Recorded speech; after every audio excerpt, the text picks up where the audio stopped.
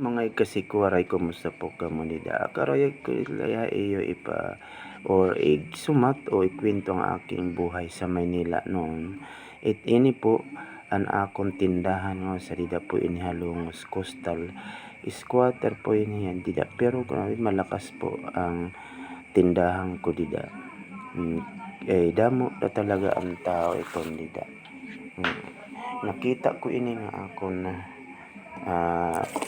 video diyan akon cellphone di wara papalaya kabura. Oo, na-miss ko la kaya akong kunta iyo istorya ang akon kunta kinabuhi ha Maynila. Magtatagli siya lang po. Ito po yung aking tindahan sa loob. Ayan po naman sa labas yan yung mga marites charot. Yan po sa labas, yung mga nakikita nyo po yung tao sa labas, yung nagtitinda po yan ng isda. Sa harapan ng tindahan ko, may mga nagtitinda ng isda po yan dyan. Ayan sila, ayan po makukulit mga kaibigan ko yan sila, mababait po yan sila. Yung mga nagtitinda po yan sila ng isda dyan sa harapan ko. May display po yan dyan. Meron yan po. Ito naman yung aking pangalawang tindahan. Malapit lang din po yan dyan. Pero nasa ilalim po yan ng tulay. Oo, kaya ayan, madilim kahit tanghaling tapat kala mo gabi. Madilim lang talaga siya, laging open ang ilaw dyan kasi pag di mo ng ilaw dyan, grabe ang dilim. Ito yung pangalawang tindahan. Ang aking pinagkitiwala dito ang aking tiyuhin, pero ngayon so kung nawala na po siya, namatay na po siya dahil sa mga tawag niyan yung kasi diabetic po yan, mga komplikasyon ng sugar niya. Siya po yung pinagkatiwala ko dyan noon habang naman nandyan ako sa labas. Ako yung nagbabantay doon. Ayan. Namimiss ko talaga ito ngayon na aking tindahan sa Manila. Hanggang ngayon di pa ako nakakabalik na Manila mula noong nag-lockdown. Kasi umuwi ako, di nagtagal nag-lockdown. Ito kasi yung sa likod ng tindahan ko, yung sana. Yan naman sa likod yan, kusina ko, as long as meron dyan sa gilid.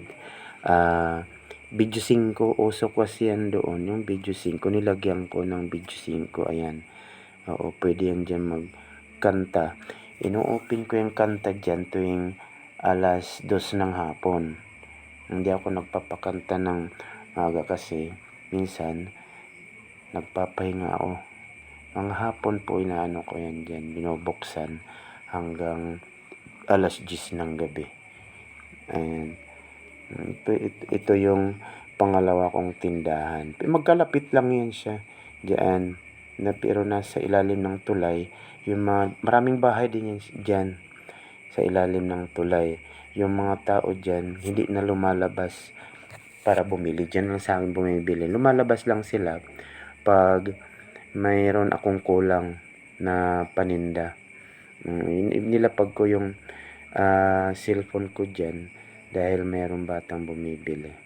Ayan dyan na Grabe, na-miss ko talaga itong buhay ko Maynila, negosyo ko sa Maynila kasi talagang business minded ako noon. Ayan. Kasi ito, binihiwalay ko lang yung binta ko sa grocery. Nakahiwalay din yan yung binta ng Red Horse. Ayan, sa yelo. Nakita nyo yung yung box na yun. Yun ang lagayan ko ng soft drinks at saka yelo. Meron na rin yung yelo dyan, yung tube ice. Ay, yung aking binta ng Red Horse. Tapos, andyan yung binta ng yelo. Ayan, makikita nyo po yan.